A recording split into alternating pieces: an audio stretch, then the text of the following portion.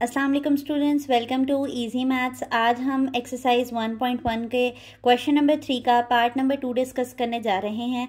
इसके first part पे मैंने एक बहुत डिटेल वीडियो बनाई थी और आपसे कहा था कि बाकी के 2 पार्ट्स आप लाजमी ट्राई करें। आज हम क्वेश्चन नंबर 2 को डिस्कस करने जा रहे हैं। यहाँ पर हमारे पास क्वेश्चन में कहा गया है कि 0.37 बार।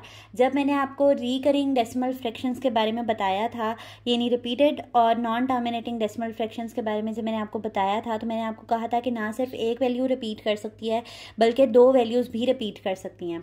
यानी कि अगर मैं चाहूँ तो मैं पूरे एक पैटर्न ऑफ नंबर के ऊपर भी अपना रिपीटेड वैल्यू का लगा सकती हूँ, इस तरह करके कि ये पूरी वैल्यू भी रिपीट हो रही है। ठीक है, तो इस चीज़ से नहीं घबराना कि 2 वैल्यूज़ रिपीट कर रही हैं।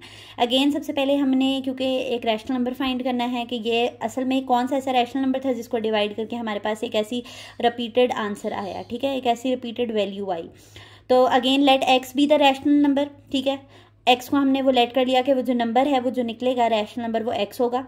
उसको हमने 0.37 बार का नाम दे दिया।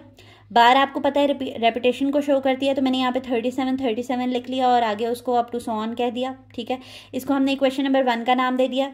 अगेन हम यहाँ पर साइड पे इसका डेसिमल रिमूव करके देखेंगे तो डेसिमल के नीचे आएगा 1 और जितनी नंबर ऑफ वैल्यूज है उतने नंबर ऑफ जीरोस आ जाएंगे। ठीक है, तो हमारे पास इससे हमें ये पता चल जाएगा कि हमने इस फ्रैक्शन को किससे मल्टीप्लाई करवाना है, 100 से।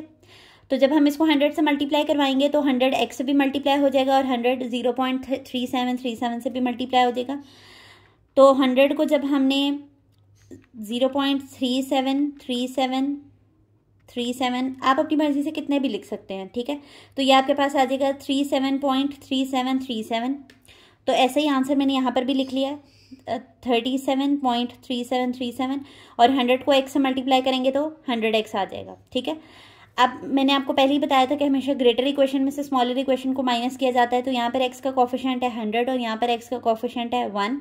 कोफिशिएंट वो नंबर होता है जो किसी भी वेरिएबल के साथ लिखा हुआ होता है।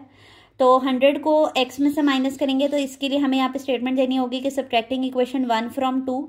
ठीक है, फ्रॉम का मतलब आपको पता होगा कि फ्रॉम वाली इक्वेशन पहले लिखनी होती है। फिर 100x को हमने माइनस किया x से और 37.3737 में से माइनस किया हमने 0.3737 को। अगेन इसको कैलकुलेटर पे हम करके देखते हैं। 37.3737 माइनस 0.3737, इसका आंसर आता है हमारे पास 37। ये आप मेरी कैलकुलेटर की स्क्रीन पे देख सकते हैं। ये 37 आ गया और 100 में से 1 जाएंगे तो यहाँ पर क्या आ जाएगा 99। यहाँ वेरिएबल के साथ मैंने बताया था आपको मल्टीप्लाई हो रहा है, तो उस तरफ जाकर क्या हो जाएगा डिवाइड। तो ये वो रैशनल नंबर है जिसको डिवाइड करके हमारे पास एक इनफाइनाइटली रिपीटेड वैल्यू 37 आती है।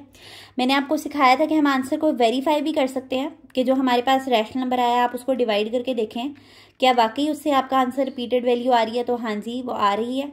तो अगेन ये क्वेश्चन वेरीफाई हो गया और हमें जो डिजायर्ड रिजल्ट था कि एक रैशनल नंबर निकालें वो हमने निकाल लिया। होप आपको ये लेक्चर समझ आया हो। अगर आपको लेक्चर समझ आता है और इजी लगता है तो आप लाजमी चैनल को लाइक किया करें और सब्सक्राइब किया करें, इससे हमें मोटिवेशन मिलती है। अल्लाह हाफिज़।